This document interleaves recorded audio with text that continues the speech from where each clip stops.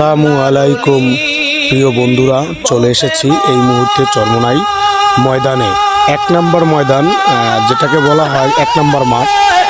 এই চরমোনার ময়দানে আজকে শুভ উদ্বোধন হয়েছে মাহফিলের জন্য।